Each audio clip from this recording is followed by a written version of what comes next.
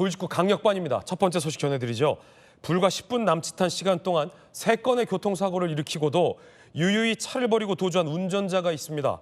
술이나 약에 취한 상태는 아니었던 것으로 확인됐는데 어떻게 된 일일까요? 김세인 기자가 취재했습니다. 빠른 속도로 도로를 역주행해 지나가는 차량. 중앙분리대와 충돌하더니 방향을 꺾어 역주행 상태로 도로에 멈춰섭니다. 오토바이 운전자가 창문을 두드려도 운전자는 나와보지 않습니다. 잠시 뒤 운전석에서 내린 건 20대 여성. 사고를 내놓고도 차도 위를 천천히 걸어 사고 시점에서 멀어집니다. 그 사이 운전석이 빈 상태로 사고 차량은 계속 직진해 시내버스와 충돌합니다. 서울 은평구 도로에서 20대 여성이 연쇄추돌 사고를 낸 건 오후 4시쯤.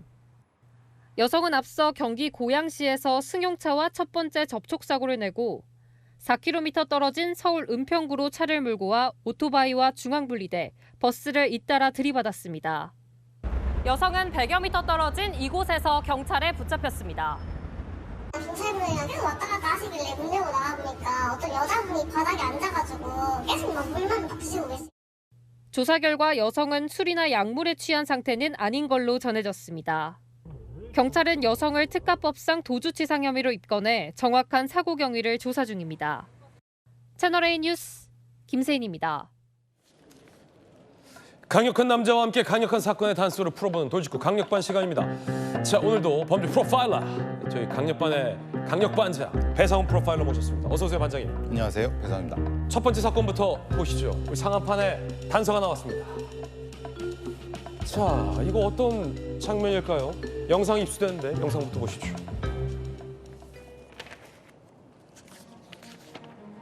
강릉 대관령 휴게소 식사 간창인데 갑자기 흰색 SUV 차량이 유리벽을 뚫고 돌진합니다.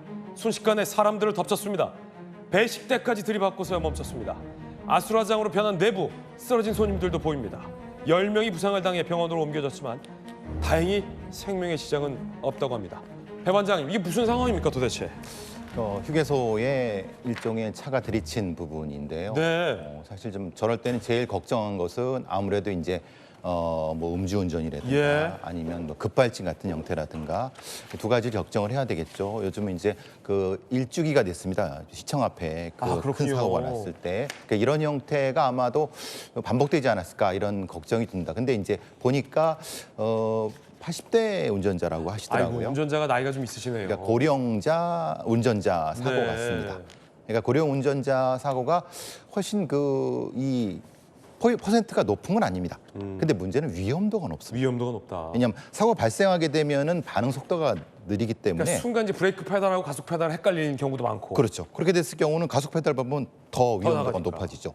그러니까 이제 작년 같은 경우 한 10,000건 이상씩 그 65세 이상의 네. 사고자의 그 사고 건수가 많다고 하는데 그것보다는 사실은 아까 말씀드린 것처럼 위험도 때문에 그렇죠. 그것 때문에 걱정인 거죠. 그렇군요. 이 80대 여성 운전자 가속 페달을 이거 보세요. 브레이크 페달을 착각했다. 하마터면 큰일 날 뻔했습니다. 목격자들의 진술도 저희가 확보했습니다. 들어보시죠. 오전 11시쯤이니까 차에서 우웅 소리가 나서 저 안전바하고 부서지면서 식당 안으로 들어가는 걸 직접 봤습니다. 악셀레이터를 아주 길게 밟아야 하는 소리, RPM 올라가는 소리가 많이 들렸어요. 조심하셔야겠습니다. 자, 두 번째 강력 사건 단서 한번 만나볼까요? 저희 상한판에 올라와 있는데 지금 뭔가를 지금 슬쩍하는 것 같기도 한데 자, 영상 입수됐습니다. 함께 보시죠. 가게로 들어오는 한 남성. 주인은 자리를 비운 듯합니다. 주위를 살피며 머뭇머뭇거립니다. 이렇게요. 그러더니 휴대전화 보이시죠? 자, 잽싸게 주머니에 넣고 사라집니다. 이러면 안 돼요. 또 다른 식당. 손님인 척 앉아있다가 직원이 지나가자 주방 쪽으로 쓱 갑니다. 그러더니요. 휴대전화를 허리춤에 챙기고 다시 사라집니다. 자, 벌써 세 번째 가게. 뭔가를 물어보는 듯 주방으로 다가가더니 자기 것 마냥 또 휴대전화를 슬쩍 집어넣고 사라집니다. 알고 보니 이 남성 동종 전과만 27범, 전과 27범의 상습 절도범의 모습을 보고 있습니다. 배 반장님, 전과 27범이에요? 도벽이겠죠. 그리고 20대 남성인데 젊은 그러니까요. 친구인데. 그럼 얼마나 많은 범죄가 일어났는지 우리가 추정할 수 있을 것 같고요. 저게 참 안타까운 게 영세 소상공인입니다. 네. 작은 가게 같은 경우에 보통 이런 거를 점원들이 별로 없으니까 본인이 서빙하고 본인이 만들고 그러는 부분에서 그 휴대전화를 챙기기가 어렵지 않습니까? 그냥 그대로 열어둔 상태에서 놓고 그러니까 저 범인이 쓱 가져가는 상태거든요. 더 큰 문제는 저렇게 가져간 다음에 그 주인은 인식하지 못합니다. 예.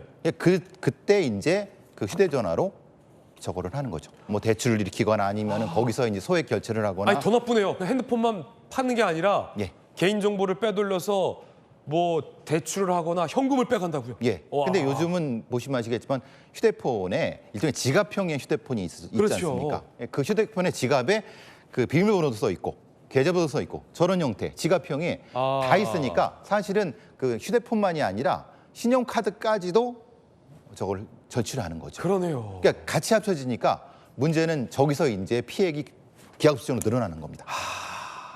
피해자들 이야기 저희가 인터뷰했습니다. 한번 들어보시죠. 휴대폰에 주민등록이 있었지, 운전면허증 있지, 카드 2개, 3개 있었지. 내가 패턴을 해놨어요. 근데 패턴을 찾은 거야. 그거 어떻게 찾느냐 그러니까 이렇게 보면 다 찾을 수 있디야. 내 양쪽 통장에서 인출해갔지, 카드사에서 양쪽에서 현금 서비스를 받아갔지. 꼬박 3일을 장사를 못하고 울고 다니면서. 그래서 뭐 경찰 찾아봐야 변제할 능력이 없다는데. 근데 지금 문제 덤덤해. 아니, 야 현금 빼갖고 카드사에서 현금 인출해가고 예. 빌려가고 변제는 못한다? 근데 그 패턴을 어떻게 맞춘 겁니까? 이거 뭐 지금 범죄를 알려드리면 좀 죄송한데 이제 이렇게 옆으로 해서 빗으로 이렇게 보면요. 그 지문이 나타납니다. 그러니까 보통 이제 저런 걸 쓰실 때는 한 두세 번, 하루에 한 두세 번씩은 지우는 습관을 들이셔야 됩니다.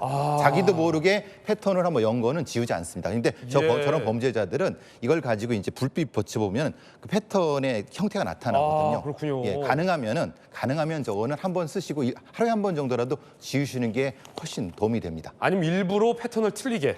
뭐 그렇게 하셔도 되고 근데 그렇게 하긴 사실 쉽지 않죠. 왜냐하면 그렇죠. 저기 주인분이 보시면 아시겠지만 너무 바쁘게 사시는 분이잖아요. 네. 그걸 어떻게 그렇게 하겠습니까? 그렇군요. 그러니까 가능하면은 패턴이 아니라 번호를 쓰셔야 되는데 그걸 또 이용하니까 너무 악독한 거죠. 저 범인이. 정말 나쁜 범인이네요.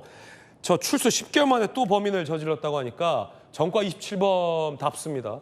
훔친 돈을 또 도박으로 탕진했대요. 하하, 기가 찹니다. 경찰 얘기 들어보시죠.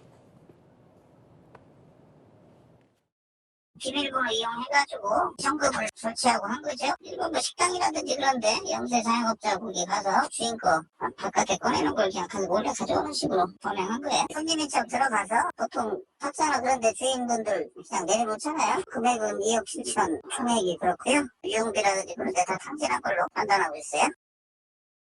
저거 꼭 술 마시고 도박하고 저런 데 써요. 예. 그러니까 제가 아까 습관성 도벽이라고 하는 것이 보통 저런 범죄자들한테 형량이 3년이 넘어가지 않습니다. 근데 문제는 그 과정에서 절대 저기 교정이 안 되거든요. 그러니까 습관적으로 계속 반복을 하는 겁니다. 네. 저 40분, 50분까지 넘어가는데 우리의 사법 체계가 그 이상을 좀 방어할 수 있는 시스템이 없어서 좀 걱정입니다. 징역형도 좀 더 강하게 때려야 될 것 같습니다. 예. 강력 사건 함께하고 있습니다. 세 번째 사건 단서 함께 보시죠. 세 번째 사건은 이겁니다. 번호판이 뭐길래? 자, 어떤 사건일까요? 번호판이 압수당한 남성이 위조하기 시작했습니다. 함께 보시죠.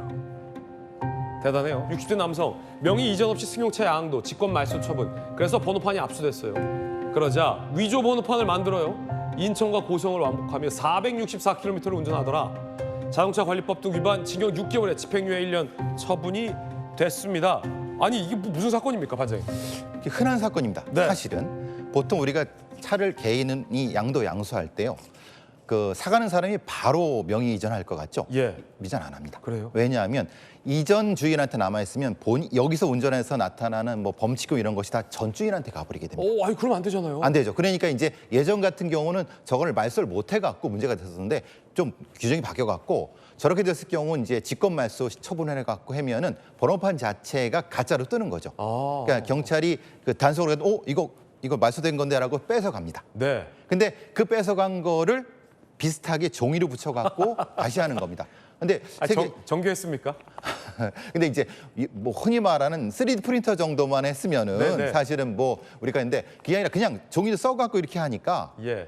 사실 이것도 저는 뭐냐면 일종의 감형을 노리는 부분이라고 생각을 하거든요. 예. 그리고 저거는 별거 아닌 범죄가 아니라 매우 위험한 범죄. 매우 위험한 범죄. 왜냐하면 저것은 대포차를 저런 식으로 처분하거나 저런 식으로 이제 뭐 외국에 팔거나 이럴 때 흔히 나타나는 범죄이기 때문에 그래서 저런 그 재판부에서도 죄지 좋지 않다고 봤지만 근데 형량이 너무 집행유예예요. 집유로 풀어줬으니. 사실 근데 저건 좀 걱정스럽습니다. 왜냐하면 저게 반복됐을 경우는 쉽게 생각합니다. 그게 한 대가 아니라 여러 대를 그렇게 하거든요. 그럼 그때 어떻게 하겠습니까? 네.